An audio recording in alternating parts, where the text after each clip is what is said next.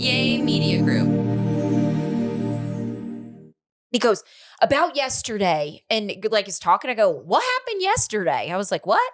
And then he goes, are you serious? You already forgot? And I go, oh, that yesterday. I thought he was talking to me about something else. Hey guys, episode 95. Richard Dent, the sack man's coming. I'm your man Dent. If the quarterback's slow, he's going to get bent. Who is that? The Super Bowl Shuffle, Chicago Bears 85. Oh, good for them. I thought you'd be impressed with that one. What was the rap? It's the Super Bowl Shuffle, and that's Richard Dent's part. I think every kid of my era, you know, like when you were like in grammar school, did you guys like try to put on talent shows and stuff like that? Oh, yeah. Mm-hmm. I think that was more middle school, I think. Yeah, well, whatever. I forgot what grade I was in 85. Well, I was 7. So whatever grade you're in now. So that's what? That's first grade because Lawson's in second. He's 8. Yeah, so I was like in first grade when they won the Super Bowl. But I remember trying out. Wait, was that the last Super Bowl ever? Yeah. Unfortunately, that was the Bears' heyday in 85. And you're 46 years old and they still have never won a Super Bowl since. All right. I thought this was supposed to be a happy episode. That's hilarious. Listen, Bears. Panthers aren't great either. But they won a Super Bowl, right? Or no, they lost to Denver. Yeah, we made it to the Super Bowl twice. There was a guy when I was younger. I think his name was Jake. Was his name Jake? Back when? Jake Plummer? Not Plummer. Was it? Jake the Snake? Hang on, I'll Google it. Okay, but so the Bears made it back to the Super Bowl. I told that story when I was, and I threw that cake at my boss's house. Did I tell you that story? What? No. Okay, you tell the story while I Google. Okay, so the Bears made it back to the Super Bowl and they lost to Peyton Manning when he was on the Colts. Okay. But this story's so embarrassing, dude. Was this Dave, your boss? Dave? Yeah. What did you, oh God, what did you do? Tell me the story. So oh my God, while you're looking for that. Okay, so we weren't going to start the podcast like this, but I guess we are. So the Bears went back to the Super Bowl. I forgot when that was. I was out of college, right? I was working with my buddy Mimo and my old boss, Dave Deeney, and we were super excited. So it was Sunday. We were out all Saturday night. We drank too much because we were excited about the Bears game on Sunday. And I went right to Mimo's house early in the morning, and our boss was throwing a party. Okay. So we went, and he had this beautiful house, you know, so we're all there watching the Super Bowl. It was beautiful. There was like a basketball court. So it's wintertime, obviously, right? And there's snow everywhere. I'll make this quick. And we drank way too much. And we drank even more after the Bears lost the Super Bowl. Because we were riding high. Devin Hester ran back the opening kickoff of that Super Bowl. And I'm like, oh my God, we're going to win this Super Bowl. Everyone's going crazy. Peyton Manning comes back and he wins the Super Bowl. So we lose. I didn't know Peyton Manning was a quarterback for the Colts. So he was on the Colts. He beat the Bears. And I believe he came to Denver. And then he beat the Panthers, if my memory's right. You know how I remember that? It was Denver versus the Panthers. And we were at Scotty's house having a party. And I had no idea I was pregnant. And I was pregnant with Lawson. But I do remember that day feeling tired, but obviously didn't even cross my mind about being pregnant. And we got spanked by Broncos. Yeah. And then how funny. And then we move here. They got us both. Yeah. Yeah. But anyways, let me finish the story real fast. Sorry. It's so anyways, they lose. We're drinking even more. You know, like we're idiots. We're all kind of young at this point. You're wasted. Yeah, wasted. Okay. And Mahoney was there, one of my buddies. Oh, gosh. And there was this, so here, I had to piece this back together the next day because I didn't really know what happened. That's how much we drank. And I usually don't black out. I'm not like that guy. I usually know what happens. You probably were that guy before Big Brother. Yeah, this was the Super Bowl and whatever. It was too much. Here's the story. So there was this cake, okay? And apparently it said, congratulations, Bears on it. And it ended up in the pond, okay? In Dave's pond? He had a pond in the backyard, okay? So I'm super embarrassed right now. Listen, this is a long time ago. So Dave, we went to work the next day. That was Sunday, and we had to go to work on Monday. So we go to work on Monday, and everyone's hungover. And he's like, "Hey, dude, come in here real fast." He's like, "Man, what a game, huh?" I was like, "Thank you so much. We had a great time." He's like, "Listen, dude, what happened with that cake outside?" And I go, "What are you talking about?"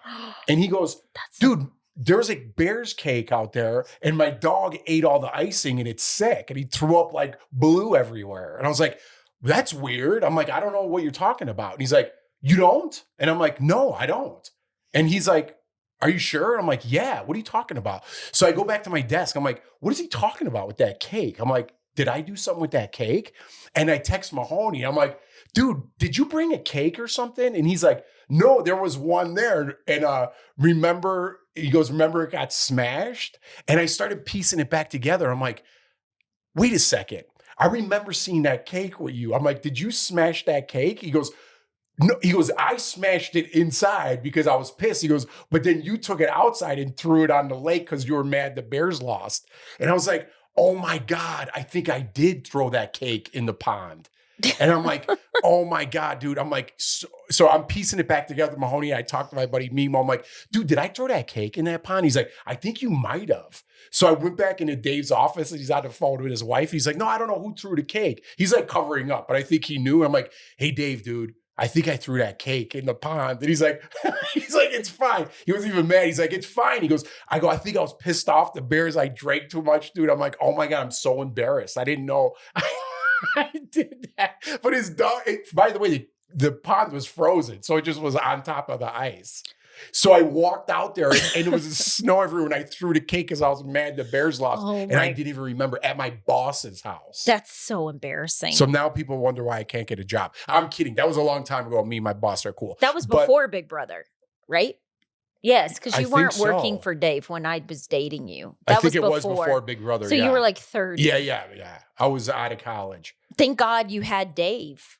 I know. Thank God I had all those guys. But yeah, that's where I kind of was at a point in my life where I was kind of lost. Yeah. Where I talk about that. And Dave actually is the one who pulled me back. And he's like, "You need to start straightening yourself out." So maybe that was an indication to him like, "Hey, I got to get this guy on the right path." But he ended up getting me on the right path. And I've told that story in the past, how great he was and how he changed my mind with, just everything in life. So not only was he a great guy and understandable when I threw that cake, he also taught me many, many things that I still carry with me today. You and I both have been blessed with good bosses. Every boss I've worked for, even if I didn't love the job, even if it was like before Big Brother, I've always been blessed with like really great bosses. One of the bosses that I work for, my brother still keeps in contact with. And hang on, since you told that story, I'm going to tell this. Now, mine's not like funny like yours, like throwing a cake, but me and my friend. It's hilarious. All right, so everybody right now is gearing up for the holidays, along with buying food. Everybody's buying gifts, and it's very pricey out there. I just finished our Christmas shopping, and it was a lot. And you know what? You get kind of lazy because I like to cook, but I find myself over the holidays eating out more. We've been out to eat the last couple of weeks more than we have the whole year. Exactly. Right? And then EveryPlate, I love that it's delivered fresh to your door. And whenever you get it, it's almost like as if somebody went grocery shopping for you. And then it's all nicely packaged. And then you just take everything out and the instructions are there. It's very easy to follow. It's Jordan proof. That's what I call it because I am not a good cook at all. And it's always really good meals. I actually save my menus because I try to use them so I can recreate those meals. Yeah. So as you gear up for the holidays, let EveryPlate save you time and money with everyday low prices you can count on, the most affordable of any meal kit out there. And like Jordan said, it's got the Jordan stamp of easiness and approval. Yes. And you can explore crowd-pleasing variety with EveryPlate rotating menu of more than 25 weekly recipes, including 30 minutes or less. Family favorites, calorie smart, and veggie dishes. I always choose calorie smart. So simplify your weeks with hassle-free meals. Get pre-planned, easy-to-make recipes delivered right to your door. With affordable dinners for just $5.99 per serving, plus 50% off your first box, EveryPlate helps you save money for a stress-free holiday season. So get this amazing deal by going to everyplate.com/podcast and entering the code TogetherMess599. That's TogetherMess, MESS 599 at everyplate.com/podcast. Me and my girlfriend, Jessie, we always talk about this. So we were young working at the hair salon. I worked at Planet 21 Hair Salon in Charlotte, North Carolina. If you live over there, go to the Arboretum. All the girls there are amazing and just so sweet. And me and my friend, Jessie, we've been friends since like 4th or 5th grade. And she was telling me a story about this girl. And, you know, I think it was she thought her boyfriend was cheating or thought the girl was like flirting with her boyfriend. And this is like us in our early 20s. I think we were like 20 years old maybe. So we're really into the story. And Jessie and I always closed the salon down, you know, like had to lock up everything. And I'm like really into the story and the phone rings, but it was about to close. I think we had like 10 minutes left before it closed. And I was like, you know what? We're really into the story. It's closed. Who cares? Don't get the phone. So finish telling me this story because it's juicy. So Jessie and I are just sitting there and all of a sudden, Eric, our boss who owns the salon, and I love Eric. He's like the sweetest guy. On the outside, when you see him, you think he's like this tough guy, could be mean, like tattoos. And he's such a teddy bear. He's so sweet. He comes storming in and looks at us, and it was him that called the salon. And I was like, don't get it. This story's good. And he was sitting in his Porsche staring at us, watching Jessie and I talk and was waiting. And he goes, phones? And I was like, oh, shoot. And then he goes, this is the owner's worst nightmare. And I got all mad and left. So the next day, he pulled Jessie and I in the office to talk about what happened. And he pulled Jessie in and he goes, Jessie. And then Jessie just started crying because she was scared. And Eric, so she's like, Eric, I'm so sorry. And Eric always feels bad. He's like, it's okay. He pulls me in and he goes, about yesterday. And like he's talking, I go, what happened yesterday? I was like, what? And then he goes, are you serious? You already forgot? And I go, oh, that yesterday. I thought he was talking to me about something else that happened. And then I go, oh, sorry, Eric. He's like, don't let it happen again. But he was the best. I love Eric. He was so awesome. But that is one of our stories. Oh, like boy. I used to have the best, like I had the best managers and the best like group of people that I worked with. It was like really like a gym. Yeah, we got lucky. We got lucky. And again, people make mistakes. There's lessons to learn along the way. But I'm still saying Mahoney smashed that cake first and then I threw it outside. It's the story. I'm sticking with it. Jeff and I did a thing on my Instagram asking you all who you thought killed JonBenét Ramsey because Jeff and I watched the documentary. I feel like probably a lot of you have watched that already. It's very interesting. I feel like I'm even more interested in it now because we live here in Colorado and Boulder is not too far. Right. And I've rode by the house. I actually took my brother. I even went down the back alleyway. Like we were trying to pretend like we were investigators. I'm sure. And the house, so because I was 10 years old when that happened, you know, so I don't remember a lot. I just remember from like what my parents would talk about. And when you go to the house on the outside, it doesn't look as big as it is. And then if you go in the back alley, you see like a whole nother side. It's a big house on like a tiny little lot. But going back to the whole JonBenét thing, I completely changed my mind after watching this documentary. I said, I always thought it was the mom that did it. Right. And when I did a poll on my Instagram, it was divided a lot. I mean, it was kind of like in half. I felt like everybody said the brother or thought it was like a pedophile that was at her pageants. Mm-hmm. Some people thought that and that they changed their mind. Some people still thought it was the mom. And it was very interesting because I think it depends on what documentary you watched can definitely persuade you. Right. But I think even, we talked about this the other day on our Daytime After Dark podcast with my old DBL crew. And it wasn't, I don't know. I think everybody remembers JonBenét, Yeah. right? And they kind of have an idea of what they think happened. I was still a little bit young too, but I remember just seeing my mom loved the tabloids, the Inquirers and things like that. Uh-huh. And it just was never ending. JonBenét, JonBenét. The talk shows. Who's that guy on CNN with the suspenders? Larry King. Larry King. Just they were everywhere trying to explain themselves, and they just got all the airtime. That was the beginning of like the Springer era and all that stuff. You know, so all the shocking things, shock jocks and stuff. I don't want to get too much into JonBenét because everyone kind of knows the story. But if you haven't seen the new Netflix special, to me, it'll solidify your opinion on how you feel. Because I never really knew. I've heard the brother Burke did it. I heard the parents did it. I never really knew. And when I watched that documentary, I was like, how could a police department and at that time, tabloids and newspapers be so wrong? Be so wrong. And I don't want to get into why my mind went there. Watch the documentary again. I'm sure you think you know the story, but they botched the whole thing. Like from the snow on the ground, their theory was a killer wasn't outside because there was no snow or there was no footprints in the snow.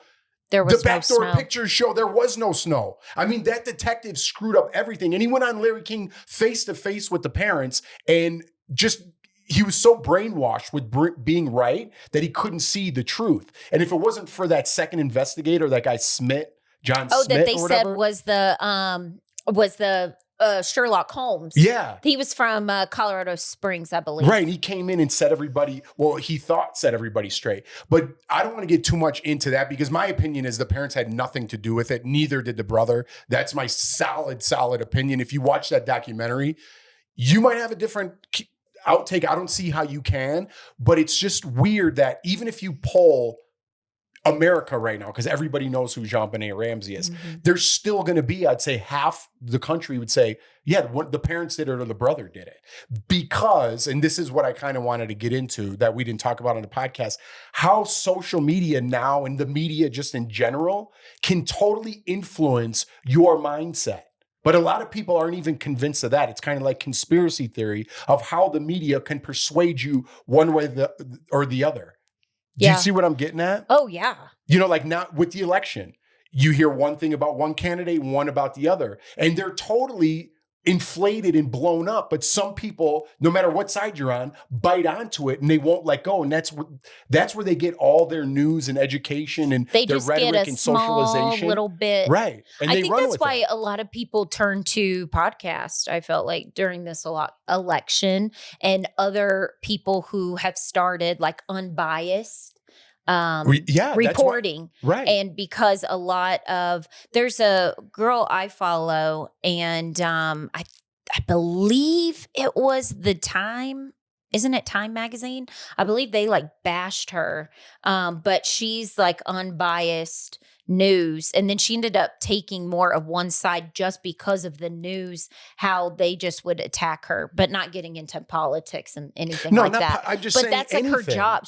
She started that and then blew up because people want to hear not something that's one-sided. But look, I mean, just like Elon Musk, it's hard not to talk about politics, but Elon Musk isn't political to me, even though he's in Trump's campaign. Whatever. Take this with a grain of salt or go to another podcast. I don't care. But like Elon Musk was a super Democrat, right? The Democrats loved him. I truly think he's maybe considered our era's Albert Einstein. He's that smart, right?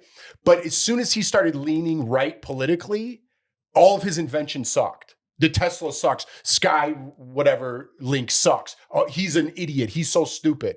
He bought Twitter. He's a moron. It's like, you guys loved him a couple of years ago. And now, because he leans Republican, he's the biggest idiot that ever lived. He's still a genius, but people discredit him because he's Republican. And then people that don't know, who aren't educated with all the achievements that he got and how brilliant he is and how much he does on a daily basis, they just say, well, he's racist, whatever they say he is. And they get that stuck in their mind. And that's all they see when they see Elon Musk. Just like When they see JonBenét's parents, or I know the mother's dead, sadly. She had to die with the whole world hating her because of the media and bad reporters. But it's the same as that. When you look at Elon Musk, people are like, he's terrible. They don't see all the great things he did or that he was a Democrat before. They just see the bad things. When they look at JonBenét's father, they're like, he's a murderer. They didn't watch the documentary or care to get their facts straight. The media forces you to believe certain things. And I know that sounds very conspiratorial, but that's just, I really do believe that. Well, you like know if the media claims onto something and they're out to get you, they're going to get you. Adulting is hard. I mean, nobody wants to pay your taxes, right? I'm just kidding. You always got your mortgage. You always have to figure out what's for dinner because you have kids. There's just a lot going on. I wish I was a kid. Yeah.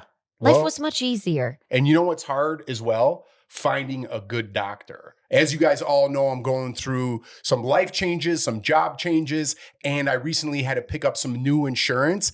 And the hardest part about that is finding a good doctor. It's kind of like finding a good mechanic. Zocdoc is a free app and website where you can search and compare high quality in-network doctors so you choose the right one for your needs. All you do is click and instantly book that appointment. It's as simple as that. It's something we're going through right now as we speak. We actually just went through that because I had a list of my doctors wrote down for Jeff. And I was like, I will not take this insurance if I cannot see my doctors. Right. But if you don't have an insurance agent, Zocdoc is the perfect choice because you could instantly find out if your doctor is in network or not. And you want something like this because a lot of doctors' offices these days, they want you to call the insurance and figure out if they're in network, and Zocdoc will let you know right away. We're talking about in-network appointments with more than 100,000 healthcare providers across every specialty, from mental health to dental health, eye care to skin care, and much more. Plus, Zocdoc appointments happen fast, typically within 24 to 72 hours of booking. You can even score same-day appointments. I love same-day appointments because I'm so last minute all the time. So stop putting off those doctor's appointments and go to Zocdoc.com/TogetherMess to find and instantly book a top-rated doctor today. That's ZOCDOC.com/TogetherMess, MESS. Zocdoc.com/TogetherMess. I really do believe that. Well, you like know if that the media claims onto something and they're out to get you, they're going to get you.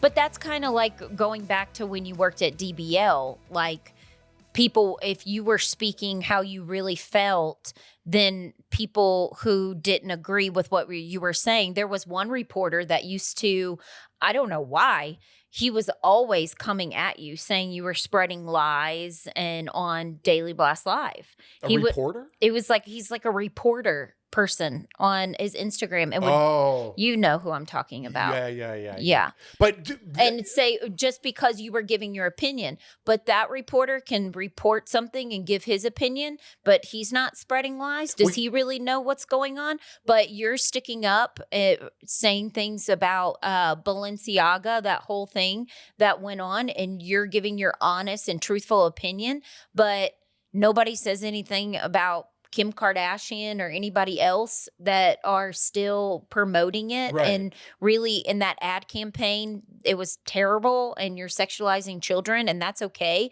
But the media says that's okay. But then it's like what you think is right now is wrong. And it's just all backwards. It is. And that's what I mean. I'm kind of so confused in the last couple of years just with my job and people coming at me. Just to clear the record, I'm not a journalist. I was a talking head on there and I gave my opinion on what I thought. And then other reporters, to try to get themselves moved up the ladder a little bit, would come after me. I wouldn't respond to them, but they would just keep coming. But then when I call out a company that is obviously got some pedophilia going on or some pedophilia ideas in their campaign, the media doesn't turn their back on them and they still let Hollywood celebrate them. I didn't say I'm on Trump's campaign. I didn't even say I was on the Democratic. I was always very strong in my independent point of view. But people just assumed the way I look, some things that I said, that I was totally wearing a MAGA hat. So they'd come for me. But why don't you come for the real criminals, the ones that are supporting pedophilia in Hollywood? And when every time they go to a show wearing Balenciaga, why don't you lambast them? But instead, just call everybody else in the whole world a racist and a Hitler lover and all these other very dramatic things that the media puts out there, just like I'm telling you with how they influence you. And these people who are uneducated and don't understand how to formulate their own opinion or have any discernment about anything, just hear that one thing and then somehow they're involved in a group that is spreading the very thing that they hate. It's clickbait. They find one little thing and then they run with it. So they get clicks and views and spread lies. I mean, I don't trust any of the media stuff. And I think that's kind of with you finding a job, you don't know where you fit in. You don't know where you belong, because if you say homeless person now on television, you can't say a homeless person. You have to say, what is it? Unhoused? I don't even know what that is. I'm not doing that though. I'm not saying that. But that's what I'm saying. I'm You're not being disrespectful if I say homeless. Yeah, we kind of got off on this tangent. I kind of wanted to just show how media can influence the country based on just the JonBenét experience. And if you watch the new documentary. But now it just feels a little different. And Jordan, before the break was saying like, now everyone's trying to correct you with words. Kind of just like the pronouns. In my opinion, they're getting a little bit out of hand. I don't mind calling you what you want to be called, but they're getting a little out of hand, in my opinion. Again, you could paint politics on this if you want, whatever you want to do. But when it gets to like these words that you're supposed to make up that aren't obviously derogatory, like when I'm saying homeless, I'm not saying, hey, bum. I'm not being outright mean to you. I'm just using a phrase that means the exact same as unhoused. But one side wants to correct you. So they have it's almost like a hierarchy. So they could look down on you and say, no. It's not homeless. It's mishoused. And if you don't pronounce it mishoused or unhoused, you will no longer have a job and we will come for you. It kind of feels like that. Like you're getting talked down to. I don't appreciate that, being talked down to when I'm not doing everything outright disrespectful, especially after the way I was treated the last 4 years, being looked down upon by half the country. Even though I said I was independent, they still labeled me a Trumper and all these other things. Maybe just because of the way I looked, maybe because of the things I said to my own, I don't want to say regret, because I don't regret things that I said on Daily Blast Live, but I don't know where I'm going with this. I'm kind of maybe just in my own head and thinking too much about these Do you feel like you're not getting jobs because of who on DBL? You feel like you were being honest and speaking the truth? And do you feel like because on television now, you just have to lie, or you just got to follow the pack? Because if you don't follow the pack, then there's no room for you. You definitely have to play the game in Hollywood. And I'll debate that with whoever wants to debate that, because people are on and this isn't even a political thing. People will say, no, I'm just doing what I love and saying what I love. I don't think so. I think you're pushing an agenda a little bit. I understand certain things need to equal out. I'm not naive. I'm not an idiot. I'm not a bigot. I understand things need to equal out and things weren't the way they should be in the past, but I think we've corrected that. And I think we've overcorrected that. I apply to at least 3 jobs a week because I'm on unemployment right now, and I have to. I do more than that, actually. But every single job I apply for, it says there's so half of it is your experience, right? It should be all of it. Half of it's your experience. How long have you been on television? How many years of experience do you have experience with lighting, camera, all that stuff that you would know, that you would need to know for a job? The other half is what my religion is. What's my nationality? Would I like to be called a different name? Am I comfortable giving my male, female pronouns? Am I in the service, or am I comfortable talking about my service past? It's like all these political issues that I'm like, I thought you needed a guy to host a cooking segment. What do you care about all these other things for? Because they're trying to check a box and fill an agenda in my own personal point of view. Because I've have 15 years of experience on television. I can't even get a call back for a $200 job. So maybe it's in my head. Maybe I'm not good as what I thought I was. But you tell me what it is. You tell me why I can't even get a call back when I'm overqualified and overexperienced for something. So you tell me what it is. Was the last 15 years just a fluke? Did I get lucky? Was it based on my whatever I am? You tell me. I don't know. Jeff had a ridiculous skincare.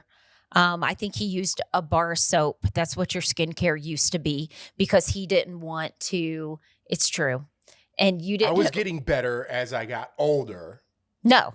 When we were dating and I used to go down to your basement and it was like so 80s. I felt like how you cleaned your skin. And now you're on board with the JLo Glow. I have been using the JLo Beauty Deluxe Kit. It comes with the moisturizer. I have the serum, the eye cream. Jeff loves the eye cream. Jeff's all into JLo Beauty right now. You might not think it, but JLo Beauty sent us the kit to try out. And I am almost out of the lotion because I use it every single night.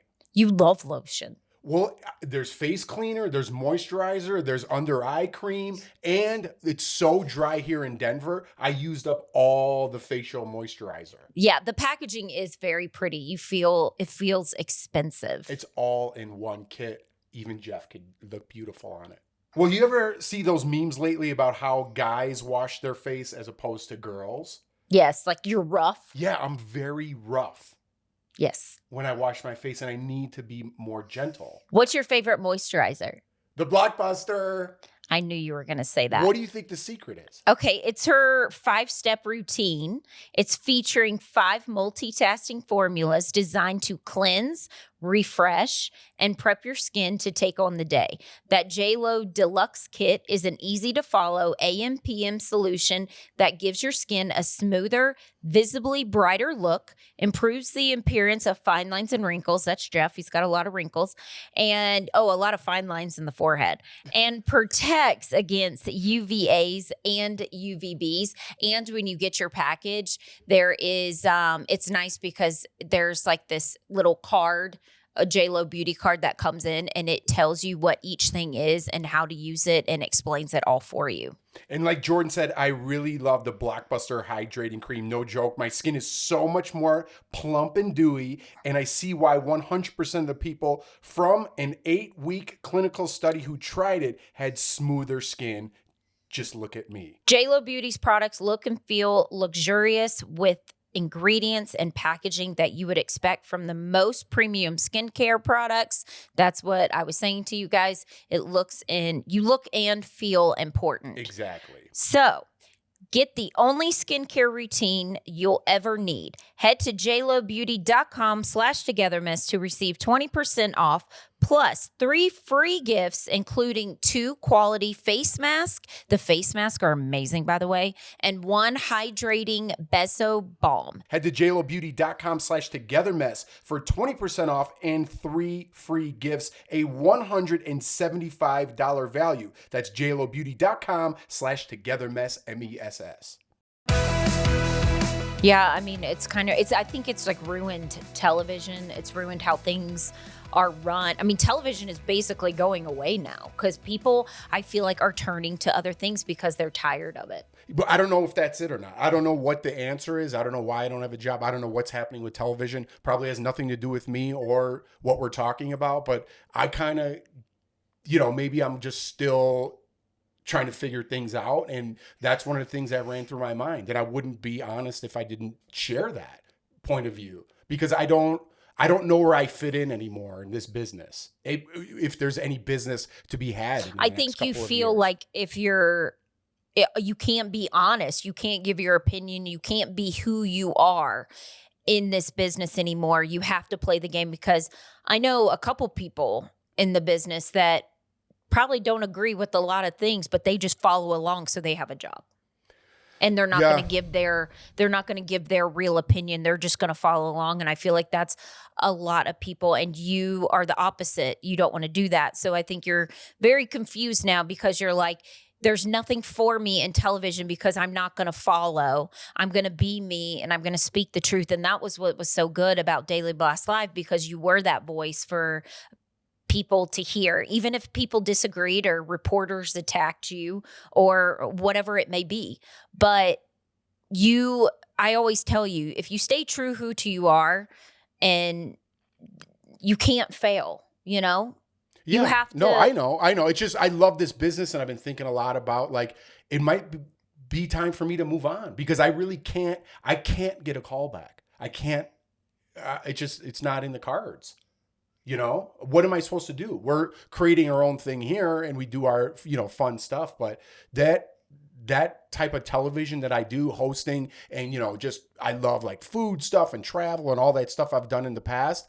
That's gone. People just want to hate each other on TV. People want to take a political side and get after each other. And I don't want to do that. I don't want it. People might label me as one thing or the other, but I truly just want everybody to get along. That's really how I feel. And I want to perpetuate that in society and in what I do. And if I jump on one of these news channels, I'm going to have to pick a side. And then I'm going to have to go with that side. Otherwise, I'm not going to make my boss happy. And if my boss isn't happy, then he gets fired. Then the guy up above him gets fired. And it's a whole political change. So you got to play the game these days, especially in this business. I think you're home a lot more, and I think you're in your head and you're not feeling inspired, and nothing is, and you're seeing what you see on Instagram, or you're seeing what people who are in the business are telling you, and it's causing you to have negative thoughts. I think you need to do what you used to do, is keep getting up earlier, working out, and I think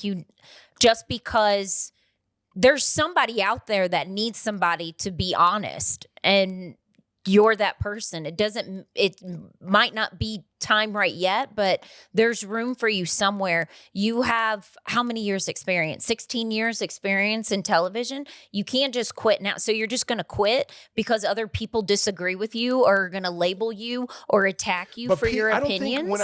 You can't quit. I don't think me being honest necessarily is a bad point of view. I'm not being any of those things. You're people always label respectful, me. Yeah, I know. and you're always good. But like when I was learning to do hair, you think I was going to quit because I was really bad at something? No, I had to, like, if somebody didn't like their hair, you have to be like, okay, I'm going to fix it. I'm going to do my best. I'm learning along the way. You're learning. This is like a new way of television, and you're learning. It doesn't mean you have to change who you are. You can't just quit. You can't just throw in the towel because you're like, nobody likes me, or you can't feel bad for yourself. I don't feel bad for myself. Nobody wants to take a chance anymore. And nobody higher ups want to take a chance. Well, you know what? Now, I'm not saying on me. Keep emailing them until they're like, God, this guy Jeff, he's so annoying. I'm just going to let him talk to me. But it doesn't matter. It's not the old days where people are like, hey man, I really inspired by your perseverance. I'm going to give you a shot. These days, everybody's getting laid off. And the people on top, the hierarchy in this business, don't want to lose their jobs. They get paid like fat cats, and they have to follow the orders of their boss. Meaning, I'm not going to take a chance on a guy that I think that might be a MAGA Republican. All one person has to say is drop that on me, and I'm definitely not. I'm none of those things. But if one of those things get mixed into who I am, that person is allowed to hire me anymore. It's over. Well, shame on them. Then they lose their job because of even though I'm not that guy, I just got labeled that. And that's exactly what people that don't like me stained me with, and they won. Well, have them just like Daily Blast Live when your back was against the wall and they cut you. You were like, get me in the room. Just get me in the room so I can show them who I am, the type of guy I am. You're not being that guy. I know, because it doesn't matter. To them, I might be their guy. But they're not allowed to if they get a whiff of something that isn't PC to them and their network. Well, that's just my honest opinion. Well, there's 2025 is a new year. You can change it and you can be that guy. Somebody might actually be looking for that, and that would be you. All right. Well, let's leave it there because we went on pretty long. And we're going to have to talk about JonBenét another time because we went off. Well, no, JonBenét was kind of the jump off point that I wanted to get into some of this. We went all the way down the rabbit hole. Did. But right. Listen, whatever your beliefs are out there, I don't know, just try to be a good person. I try to be. Nobody's perfect. I think I paid for my past sins if I do have any. And I'm just trying to be happy with my family. You know what I mean? I don't need the constant bickering and back and forth and name calling. And I just want to live my small life with my small family. Nobody wants to be a big shot here. And I just want to work. I just want to support my family in peace. And I don't think I deserve a lot of the comments that I get. And I'm not being down on myself or playing victim at all. It's just, I think society needs to start shifting in their beliefs for all of us to get along. And I just would like a place where all of us got along and we're judged on our character, which we're all flawed, but judged on our present character of who we are, and just get along a little better. All right. Good ending. Wow. I could get off my soapbox now. You feel better now? Kinda, not really. I mean, it's all the same thing. I just hope I'm not losing my mind. It sounds like I'm losing my mind a little bit. I think you need to get back into doing things that keep you busy, because right now I think you're doing good, but now you're starting to slump because you're feeling discouraged. You're getting discouraged. And there's only so much I can do. If you need to, go take a trip to Chicago and go be with your friends and get some inspiration, get happy, get something. All right. Because there's only so much I can do. Happy holidays, everybody. All right. Thank you for downloading, subscribing, tagging your friends. As always, this podcast is honest. Somebody's probably offended after this. So we will see y'all the next week. Bye. Bye. Yay Media Group.